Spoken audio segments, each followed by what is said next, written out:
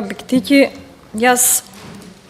не знам дали ме слушавте внимателно во говорот и мојот говор го почнав токму со поддршка на проекти кои што значат подобрување во делот на вештачката интелигенција и целта исто така ја поздравив заради која што е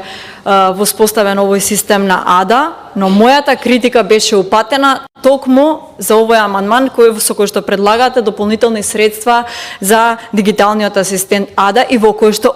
образложив убаво и детално дека досегашните резултати овој дигитален асистент по однос она што јас го знам како информација не ги дава намерите и она која што заради која што е основано, односно не дава одговор на основните прашања. Поради тоа ценам дека овој амандман не треба да се поддржи за да имаме дополнително средства кои што